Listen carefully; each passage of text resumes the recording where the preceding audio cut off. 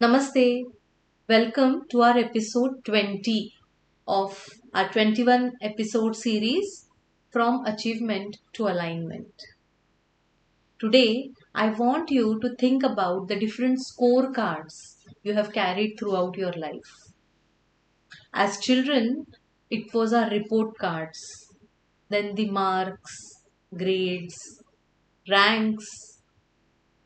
Later came entrance exams, college percentage, campus placements. Then the workplace introduced new scorecards, performance rating, promotions, salary, bonuses. Somewhere along the way, another set of numbers have quietly entered our lives. Likes, views, followers, investments, net worth, isn't it? Almost every stage of our life teaches us that if we can improve these numbers, we are moving forward. And there is nothing wrong with measuring the progress. The problem begins when these become the only measures that really matter. Because there are questions that no report card can answer. Questions like, am I becoming calmer? Am I feeling peaceful? Am I becoming a kind person? Am I living with integrity? Do I feel fulfilled? Am I becoming the person I truly wish to become? Friends, no organization measures these. No university certifies them. And no social media platform tracks them. Yet these are the very things that determine the quality of our lives. Perhaps that explains why someone can look incredibly successful on the outside and yet still feel quietly unsettled within. Today, I'd like to invite you to discover a different scorecard, one that no one else can fill for you. Imagine meeting two classmates after about 25 years. One built an extraordinary career, a beautiful home, financial freedom, professional recognition, and the other one chose a quieter path. They became a teacher, raised a loving family, mentored young people, lived simply. Both look content. Now, someone asks, who has lived the better life? There is no right answer to this question. Because deep down we know life cannot be measured by one number. Success tells us that we have what we have accumulated, but alignment reveals who we have become. One is visible to the world and the other is visible only to our own conscience. Our sages understood this thousands of years ago. Instead of asking, how successful are you? They asked, are you living a complete life? That question gave rise to one of the most beautiful frameworks in the Indian philosophy, the Purushartha Chatushtaya. The Purusharthas are often called the four aims or goals of life. I would like to think of them as four conversations we must keep having with ourselves. The first is Dharma. Imagine being offered a promotion that requires you to compromise your integrity. Your income may increase, but it may compromise on your values or your self-respect.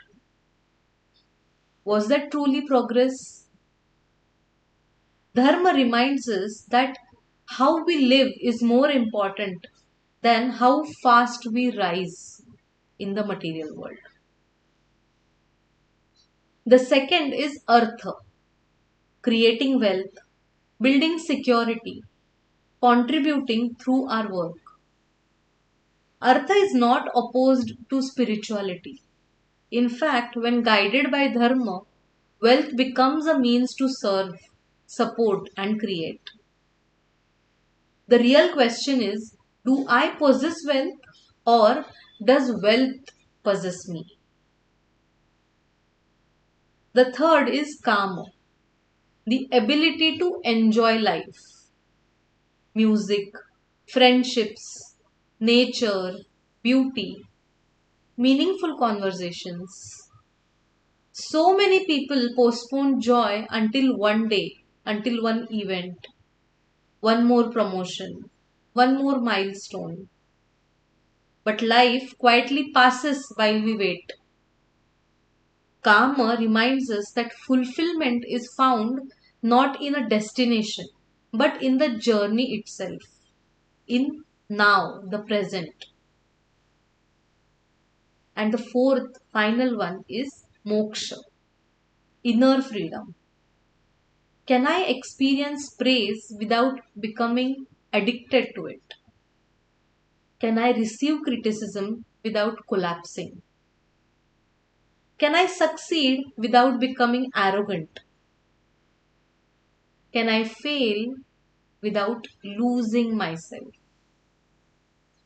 Moksha isn't about leaving the world, it is about living in the world without becoming imprisoned by it. Notice something beautiful. These four are not really competing goals.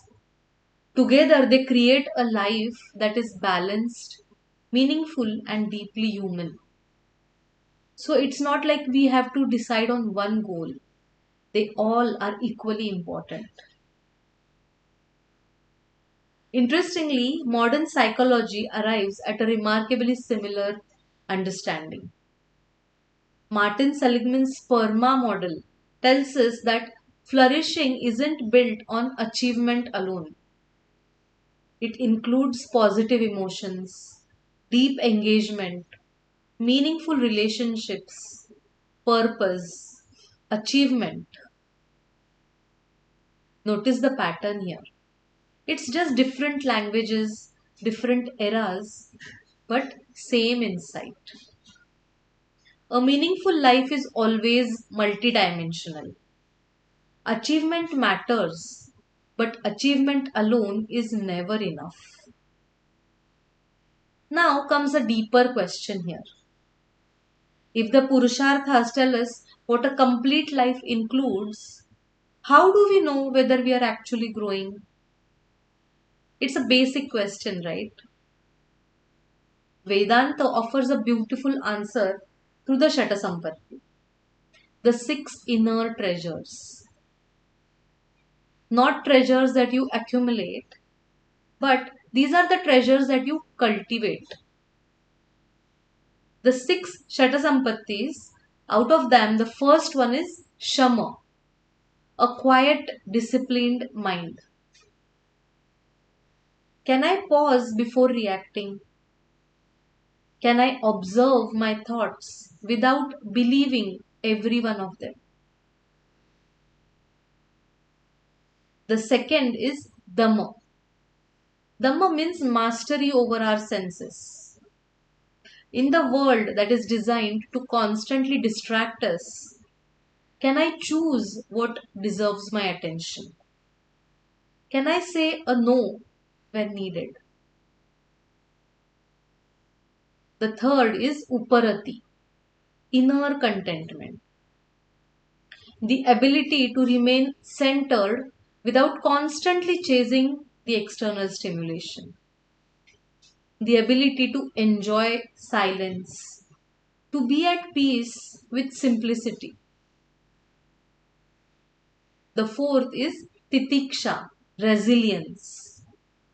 Life will bring delays, it will bring its chaos, disappointments, misunderstandings.